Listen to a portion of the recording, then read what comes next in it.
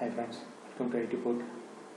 இந்த வீடியோவில் நம்ம என்ன பார்க்க போகிறோம்னா primary key foreign key concept அப்படிங்கிறது RDBMSல மேஜரான ஒரு மெத்தட்.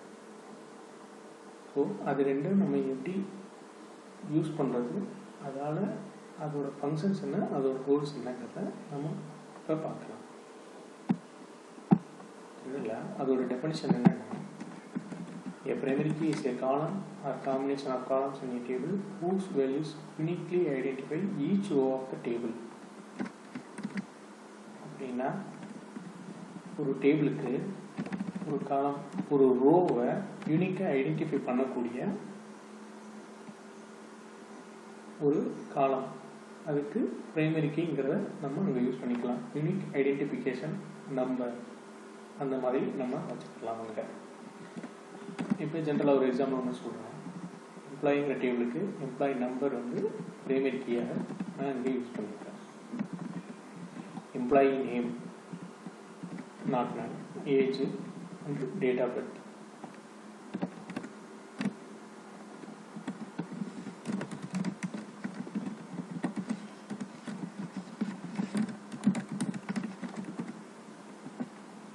ஓகே, ஸோ இந்த டேபிளில் எம்ப்ளாயி அப்படிங்கிறது நான் அங்கே க்ரியேட் பண்ணிட்டேன். ஒரு டேபிள் க்ரியேட் பண்ணியிருக்கேன் வித் பிரைமரி கீ ஐடியோட.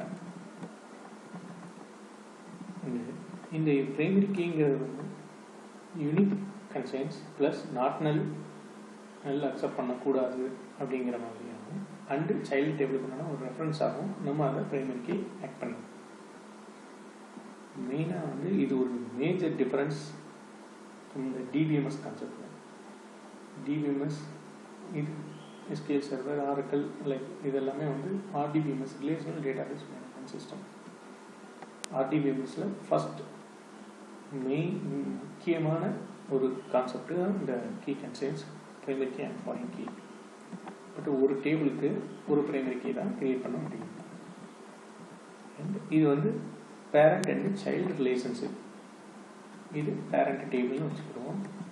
இது இன்னொரு டேபிள், சைல்டு டேபிள் ஒன்று கிரியேட் பண்ணுறேன். எம்ப்ளாயி டார்கெட், அந்த எம்ப்ளாயிக்கு டார்கெட் எவ்வளோ, இஸ் ஒரு மார்க்கெட்டிங் பீப்புளாக இருந்தாங்கன்னா அவங்க எவ்வளவுக்கு என்ன அமௌண்ட்டுக்கு அவங்க வந்து சேல்ஸ் பண்ணி கொடுத்துருக்கணும் அப்படிங்கிற மாதிரி ஒரு டார்கெட்டுக்காக வச்சுருப்போம்.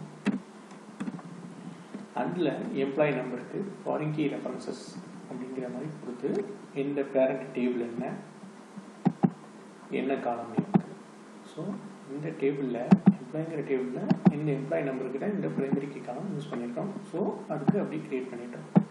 ஸோ இப்போ நம்ம பேரண்ட் டேபிளுக்கு நம்ம டேட்டாஸ் இன்சர்ட் பண்ணுவோம். ஒரு எக்ஸாம்பிள் டேட்டாஸ். ஸோ இந்த பிரைமரி கீ இருக்கக்கூடிய கால டேபிளில்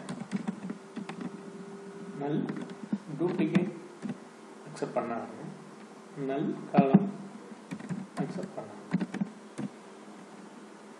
ஓகே, இப்போ சைல்டு டேபிளுக்கு வருவோம். சைல்டு டேபிளில் டேட்டாஸ் இன்சர்ட் பண்ணுறோம். இன்சர்ட் பண்ணியாச்சு. இங்கே டூப்ளிகேட்ஸ் அக்செப்ட் பண்ணணும். என்ன அக்செப்ட் பண்ணாதுன்னா, பேரண்ட் டேபிளில் இருக்கக்கூடிய காலம் ஐடி, அந்த நம்பர் என்ன காலத்துக்கு ரெஃபரன்ஸில் கொடுத்துருக்கோமோ அந்த ஐடியை தவிர்த்து வேறு ஒரு நம்பரும் அக்செப்ட் பண்ணாது. பேரண்ட் டேபிளில் இல்லைங்கிற மாதிரி வந்துடும். ஸோ இது நமக்கு ஒரு main advantage. Parent and child டேபிளுக்கு உண்டான ரிலேஷன்ஷிப்புக்கு நம்ம primary key and foreign key tables யூஸ்ஃபுல்லாக இருக்கும். ஃபாரின் கீங்கிறது மோஸ்ட்லி அதோட டெஃபினேஷன் என்னென்னா, foreign key is a column of combination of columns in a table whose values are a primary key value for the some other table. Means primary key table இருக்கக்கூடிய வேல்யூக்கு ஒரு ரெஃபரன்ஸுக்காக இந்த டேபிளுக்கு நமக்கு இருக்கக்கூடிய foreign key. இது வந்து duplicate values வரலாம். So இந்த கான்செப்டுக்கு உண்டானதுக்காக நம்ம பார்ப்போம்.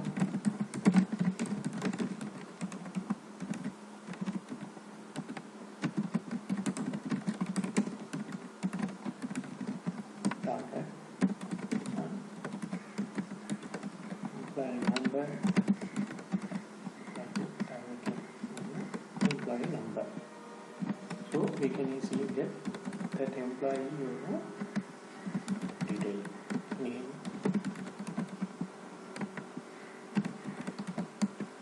age,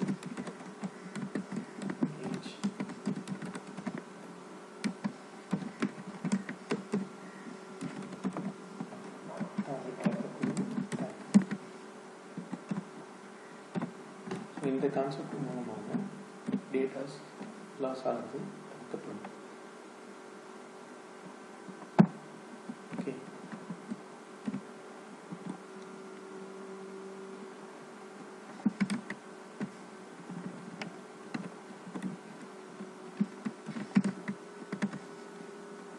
thank you friends. பிடிச்சிருந்தா லைக் பண்ணுங்கள், ஷேர் பண்ணுங்கள். இன்னும் நம்ம அடுத்தடுத்த செஷனில் நிறைய விஷயம் டேட்டாபேஸ் மேனேஜ்மெண்ட் சிஸ்டம் படி பார்க்கலாம். தேங்க்யூ.